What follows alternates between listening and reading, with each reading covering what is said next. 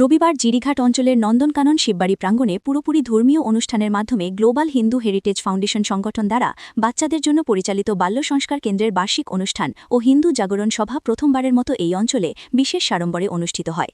নববর্ষের পুণ্যলগ্নে অনুষ্ঠানের শুরুতেই প্রথমে শিব মাঙ্গলিক পূজাপাঠ এবং ভারতমাতার আরাধনার মাধ্যমে অনুষ্ঠানের সূচনা হয়। উক্ত অনুষ্ঠানে সুদূর অন্ধ্রপ্রদেশ থেকে আগত এই সংগঠনের সর্বভারতীয় সম্পাদক মাননীয় রাজেশ ধনুগুন্টলা। প্রথমেই অনুষ্ঠানের মুখ্য অতিথি রাজেশ ধনুগুন্টলার মাধ্যমে ভারতমাতার প্রতিকৃতিতে প্রদীপ প্রজ্বলন ও পুষ্পার্ঘ্য অর্পণের মাধ্যমে অনুষ্ঠানের শুভারম্ভ হয় এবং এরপরই ছিল এই অঞ্চলের শিল্পীদের দ্বারা পরিবেশিত বিভিন্ন সাংস্কৃতিক অনুষ্ঠান।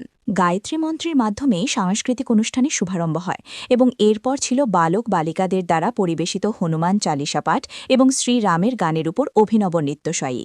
ছিল ধামাইল নৃত্য, দেশাত্মবোধক গানের উপর নৃত্য এবং বিশেষ আকর্ষণীয় হিসেবে এই দিনের অনুষ্ঠানে ছিল শিশু শিল্পীদের দ্বারা পরিবেশিত মহিষাসুরমর্দনী। সবকিছু মিলিয়ে এক মনোজ্ঞ ধর্মীয় সাংস্কৃতিক বিচিত্রানুষ্ঠান। উক্ত অনুষ্ঠানে মুখ্য অতিথি হিসেবে উপস্থিত ছিলেন হিন্দু হেরিটেজ ফাউন্ডেশনের সর্বভারতীয় সম্পাদক ধনুগুন্টলা এবং সম্রাট দত্ত, এবং সঙ্গে উপস্থিত ছিলেন জিরিঘাট জিপির জিপি সভাপতি শান্তনু চৌধুরী, বলরাম নাথ, এই অঞ্চলের বিশিষ্ট শিক্ষকেরা এবং আমন্ত্রিত অতিথিরা। উক্ত অনুষ্ঠানে স্বাগত বক্তব্য রাখেন এই অঞ্চলের বিশিষ্ট শিক্ষাবিদ তথা সমাজসেবী স্বদেশ সরকার। স্বাগত বক্তব্যের পর একে একে বিভিন্ন বক্তারা বক্তব্য রাখেন। এদিনের অনুষ্ঠানের মধ্যমণি রাজেশ ধনুগুন্টলা ওনার বক্তব্যে বাচ্চাদেরকে কিভাবে ছোটবেলা থেকেই ধর্মের দিকে আগ্রহী করে গড়ে তোলা যায় সে বিষয়ের ওপর সাবলীল বক্তব্য রাখেন এবং মুখ্য অতিথি হিসেবে সম্রাট দত্তের বক্তব্য ছিল এক হৃদয়গ্রাহী, বাকপটু, সাবলীল সম্পন্ন। তারপরেই জাতীয় সঙ্গীতের মাধ্যমে অনুষ্ঠানের সমাপ্তি ঘোষণা করা হয়। অনুষ্ঠানটি সঞ্চালনায় ছিলেন স্বদেশ সরকার। নমস্কার, মোটামুটি এই অঞ্চলের সবার সঙ্গে আমি পরিচিত রয়েছি। তো আমি এই অঞ্চলের প্রাক্তন শিক্ষক এবং সমাজের কাজের সঙ্গে সদা সর্বদা আমি জড়িত রয়েছি।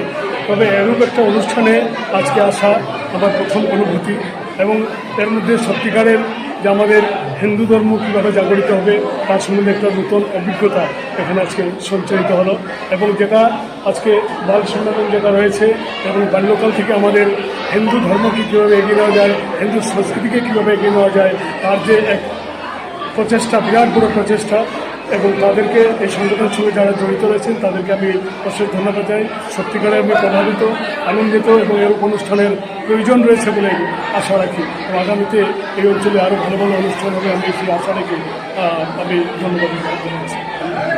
অসংখ্য ধন্যবাদ। আমি জিপি সভাপতি। তো এখানে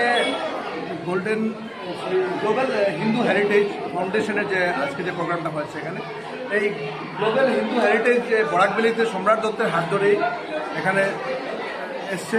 এখানে দেখলাম যে আমরা প্রত্যেকটা গ্রামে এখানে দিলকুশে দেখেছি আমি যেভাবে আমাদের বাচ্চাদের মধ্যে বাল সংস্কার কেন্দ্র আছে, বাচ্চাদেরকে সংস্কার দেওয়া হচ্ছে, কীভাবে ওদেরকে গীতা শেখানো হচ্ছে, গীতার অধ্যায় একটা একটা করে প্রত্যেকদিন ক্লাস নেওয়া হচ্ছে, প্রত্যেক সপ্তাহে ক্লাস হচ্ছে।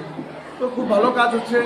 তো আমি আশা করবো যে মানে এখন পার্টিকুলার আমাদের আমার এই ভিলেজে হয়েছে নন্দনকাননে আমার জিপির এবং আমাদের যে লক্ষ্মীপুর অঞ্চলে প্রত্যেকটা জায়গায় পৌঁছানো। नमस्कार, मेरा नाम राजेश है। मैं ग्लोबल हिंदू हेरिटेज फाउंडेशन की तरफ से इधर असम आए थे। हमारे ऑर्गेनाइजेशन मानते हैं कि देश में किसी जगह पे हिंदू लोग हैं, उसका संस्कृति का संरक्षण करने का एक लक्ष्य है हमारा ऑर्गेनाइजेशन का। हम भारत देश में कई राष्ट्रों में हम काम कर रहा है। असम में भी हमारे ऑर्गेनाइजेशन की तरफ से बहुत काम हो रहा है। इधर सम्राट जी हमारे ऑर्गेनाइजेशन के कार्यक्रम बहुत देखते हैं। उस कार्यक्रम को देखने के लिए मैं आंध्र प्रदेश तक इधर आया था। अब आज भी एक कार्यक्रम में हम हाजिर हुए थे। तो ये सब इधर असम में सब हमारे एक्टिविटीज़ हम देखकर मेरे को बहुत खुशी हो रहा है। हिंदू धर्म परिरक्षण के लिए हमारे ऑर्गेनाइजेशन की तरफ से हम बहुत कार्यक्रम कर रहा है। फ्यूचर में भी हम बहुत कार्यक्रम करने का प्लान कर रहा है। मैं फिर असम कुछ महीने के बाद आऊँगा, तब हमारे कार्यक्रम भी इधर बढ़ेगी। हम संस्था অসংখ্য ধন্যবাদ। গ্লোবাল হিন্দু হেরিটেজ ফাউন্ডেশন যে নামটা লেখা আছে এই সংগঠনের তরফ থেকে বাল সংস্কার কেন্দ্র ছিল, বাচ্চাদের মধ্যে সংস্কারের কেন্দ্র। তো এই গ্লোবাল হিন্দু হেরিটেজ ফাউন্ডেশন এই সংগঠনের অল ইন্ডিয়া জেনারেল সেক্রেটারি মাননীয় রাজেশজি আসাম প্রবাসী এসেছেন। ওনার উপস্থিতিতে একটা জনসমাগম বাল সংস্কার কেন্দ্র সম্মেলন হিন্দু জাগরণ সভার আয়োজন হয়। এই পরিপ্রেক্ষিতে এইখানের মধ্যে 4-5টা বাল সংস্কার কেন্দ্র বাচ্চারা পারফরমেন্স দেয়। আমরা বাচ্চাদের মধ্যে ছোট থেকে যে A4 অ্যাপল, B4 বল সেটা না শিখিয়ে A4 অর্জুন, B4 বলরাম এই কনসেপ্ট নিয়ে আমরা যাচ্ছি।